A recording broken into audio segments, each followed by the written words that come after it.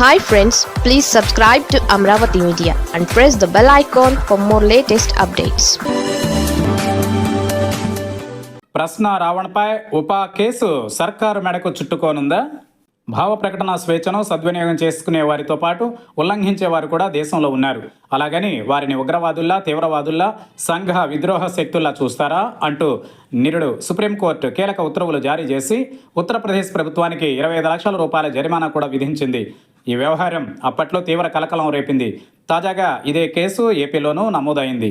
గత 4 రోజులుగా వార్తల్లో ఉన్న యూట్యూబర్ రావణ్పై కృష్ణా జిల్లా గన్నవరం పోలీసులు ఇతర సెక్షన్లతో పాటు కీలకమైన ఉపా కేసు నమోదు చేశారు.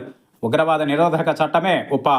దీని కింద ఉగ్రవాదులకు సాయం చేయడం, ఉగ్రవాద సమాచారాన్ని పంచుకోవడం, దేశ భద్రతకు విఘాతం కలిగించే వారిపై చర్యలు తీసుకునేందుకు ఉపా చట్టాన్ని ప్రయోగించాలని సుప్రీంకోర్టు సహా కేంద్రం కూడా పలు సందర్భాలలో చెప్పింది.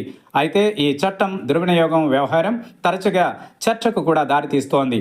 ఇప్పుడు రావణ్పై ఈ కేసు నమోదు కావడంతో జాతీయ మీడియా వరకు రావణ్ పేరు వినిపిస్తుండడం గమనార్హం. ఇదే సమయంలో ఏపీ పోలీసులు అత్యుత్సాహం ప్రదర్శిస్తున్నారని న్యాయవాదులు, నిపుణులు కూడా చెబుతున్నారు. రావణ్ తన భావ ప్రకటన స్వేచ్ఛను ఉల్లంఘించారన్నది ఆరోపణ. ఇది ఆయన వీడియోలను బట్టి తెలుస్తోంది. పోలీసులు కూడా అక్కడికే పరిమితం కావాల్సి ఉంటుంది. పైగా ఒకే వ్యవహారానికి సంబంధించి రాష్ట్ర వ్యాప్తంగా కేసులు నమోదు చేయడం, పదే పదే అరెస్టులు వంటివి చూసేందుకు బాగున్నా రేపు న్యాయస్థానాల ముందు పోలీసులు సంజాయిషీ ఇవ్వాల్సి ఉంటుంది. దీనికి సంబంధించి కూడా అనేక తీర్పులు ఉన్నాయి. ఇక ఇప్పుడు ఉగ్రవాద నిరోధక చట్టం కింద కేసులు నమోదు చేయడం మరింత దారుణంగా ఉంది. పోలీసులు ఏం చేసినా, ఎలా వ్యవహరించినా అంతిమంగా ప్రభుత్వానికే ఇబ్బంది. రేపు హోంశాఖ దీనిపై సమాధానం చెప్పాల్సి ఉంటుంది. కర్ణాటక నుంచి ఉత్తరప్రదేశ్ వరకు ఉపా చట్టం వ్యవహారంలో సుప్రీంకోర్టు వ్యవహరించిన తీరు, చేసిన వ్యాఖ్యలు గుర్తుండే ఉంటాయి.